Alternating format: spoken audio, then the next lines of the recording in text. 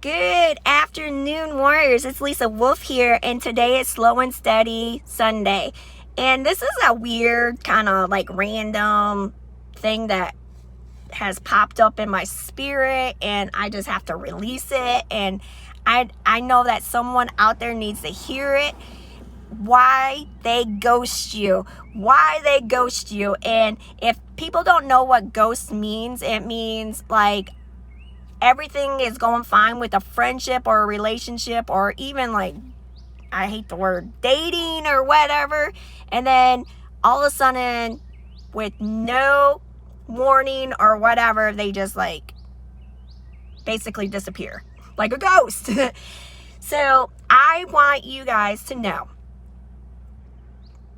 they aren't ready for you. That's the whole point. They are not ready for you. And I highly encourage you. Don't ever think it's your fault. Don't ever think it's your fault. They're just not ready for you. And you know that saying, it's too good to be true. And if you're doing everything that for you to live a happy, drama-free life and just loving life, and yeah, everybody has some hurts and they still have healing to do, or whatever the case may be, just know that you are doing the right thing.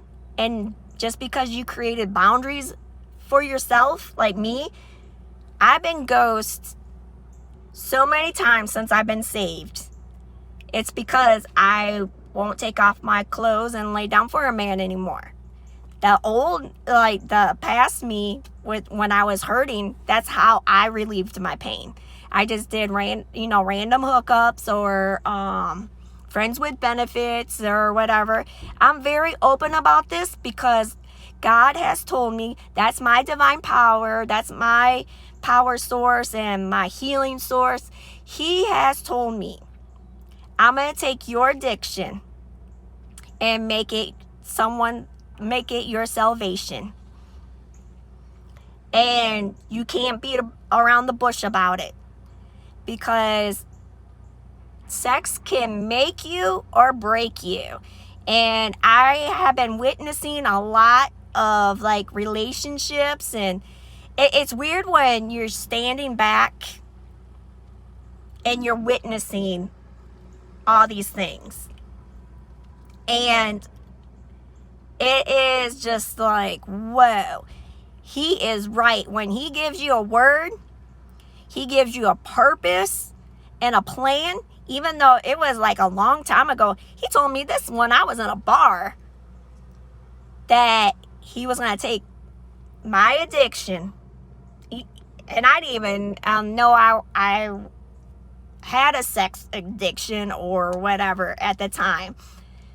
But he told me straight up, I'm going to make your addiction into your salvation, and you're going to teach everybody. I'm going to use you as an example. So that excuse, like that saying, I cannot stand it, and I'm releasing it today. Bro, you can't make a whore into a housewife. I hate that saying, but there is truth to that. But culture twists it all around. You know what, bro? You can't. Only Jesus can. And woman, you can't go to relationship and expect a husband and giving yourself to everybody. I can say this because I have been redeemed, and I have my salvation, and this is my purpose. And believe me, I've never once wanted to come on here and tell the whole world that I'm abstinent and I'm learning about marriage and and how God created sex and everything like that, and people of the world, like people like in culture and stuff, they twist sex all the way around. And yes, I am not ashamed or feel guilty about my sexuality. But the culture twists it all around. And learning and guiding and teaching and having an oath. I have a vow with God. My name, if you Google Lisa, not Elizabeth or Liz or whatever, Lisa, Lisa. If you Google Lisa, the meaning of my name is oath to God. And I can't make that up, because I was questioning my vow. So that I was questioning God. And I kept on saying to him, why are you having me learn about marriage and sex and how you created it? He said, because you prayed and you asked me to get to know me. And if you read through the Bible, there is something about marriage. There's something about a husband. There's something about being a wife. And Jesus himself, his first miracle that he performed was at a wedding. That's why they call him the bridegroom.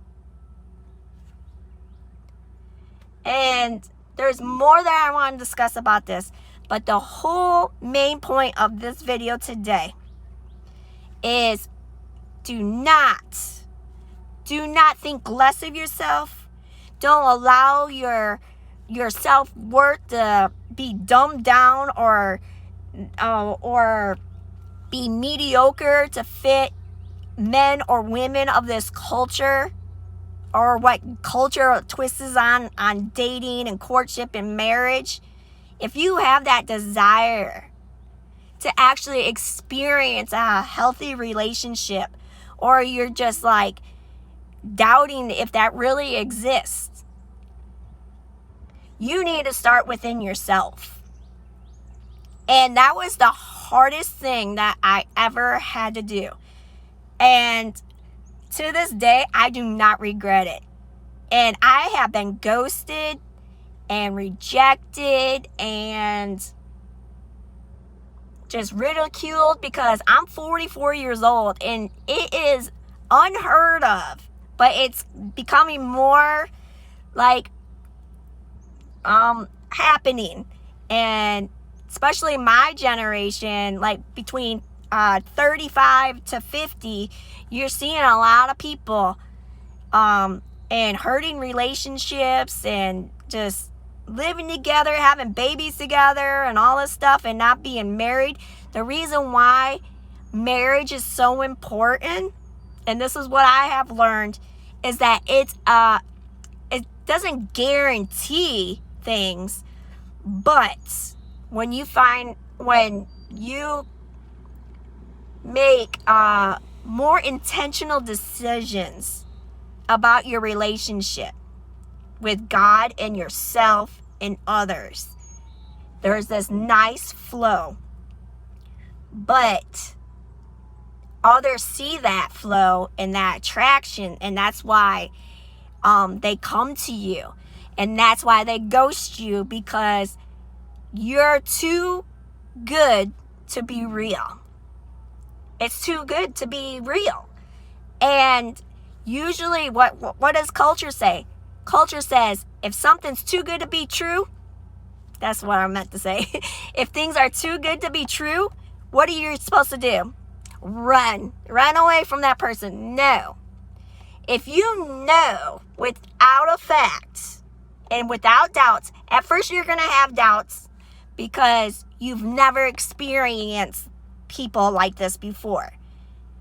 And I'm okay now because I am healed. I am redeemed from sex addiction and all that stuff, and unhealthy relationships and abusive relationships, that I can say this. And I want to release this to somebody today. that you are worth the wait. You are worth getting to know. And getting to know somebody doesn't mean that you have sex with them. But if that's with your boundaries and your vow to God, that's fine. Because I've had a lot of people, especially women, come up to me and say, I'm not as strong as you. I'm not, like, I am. It's a battle. Believe me. Believe me. And it's heartbreaking sometimes when you get ghosted. And it's okay to feel that heartbreak. Last time I got ghosted is because I have boundaries now. And I refuse. One of my top boundaries is I refuse to live with anybody else besides my children. But once I get married, then that's a different situation. I'm not playing house anymore with anybody. And I'm sticking with that. And a lot of people in this day and age, nope, we're going to do a trial run. But we'll be engaged and stuff and living together. But no, not with me. And hey, if you can't handle that and you're not ready for that type of commitment, then, then you're not ready for me. And it's okay if you ghost me. But the thing is, it's not okay to ghost somebody.